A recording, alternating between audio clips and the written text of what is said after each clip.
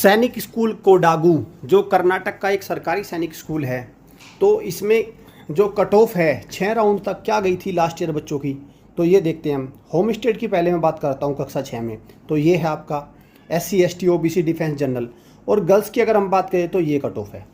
ठीक है, अब अदर स्टेट के बच्चे जब कोडागू सैनिक स्कूल में ज्वाइनिंग लेना चाहेंगे तो इसमें देखिए ये सारे कोड हैं, AP Andhra Pradesh, UP TL Telangana, MH Maharashtra, तो बॉयज़ में ये है और गर्ल्स में आपका ये है।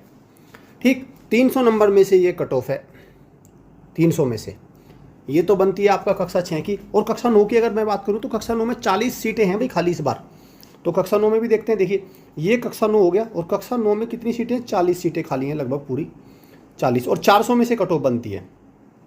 तो होम स्टेट में बॉयज़ की ये है, गर्ल्स में वैकेंसी नहीं थी लास्ट ईयर, तो इसलिए इस बार है। तो इस बार गर्ल्स में भी यहाँ पे कुछ अलग कट ऑफ निकल कर आएगी थोड़ी बहुत, यहाँ पे तो खाली है, लेकिन बॉयज़ की ये कट ऑफ बनती है। तो जिन बच्चों ने सैनिक स्कूल का एग्ज़ाम दिया है कक्षा 9 का और कक्षा 6 का, वो यहाँ से अनुमान लगा सकते हैं कि आपकी क्या स्थिति बन रही है। अगर लग रहा है कि आप 2-4 नंबर इधर उधर है तो एक संभावना बनती है, लेकिन अगर 50-60 नंबर इधर उधर हो गए तो भाई कोई संभावना नहीं बनती। इन चीज़ों को छोड़ दो, काउंसलिंग वगैरह कर लेना, मैं उसको मना नहीं करूँगा, उससे एक एक्सपीरियंस आपको मिल जाएगा काउंसलिंग का। ठीक है, कि क्या क्या प्रोसेस होता है। नेक्स्ट ईयर में जब आपको चांस मिलेगा तो वहाँ पे आपके वो काम आएगा। बट मैं उनको यही सलाह दूंगा कि वो अपनी प्रिपरेशन जोरों पर शुरू कर दे, क्योंकि RMS का एग्ज़ाम है 6 से 7 महीने बाद, 6 ही महीने रह गए अब तो, और उधर सैनिक स्कूल का एग्ज़ाम भी आएगा ही, जाहिर सी बात है।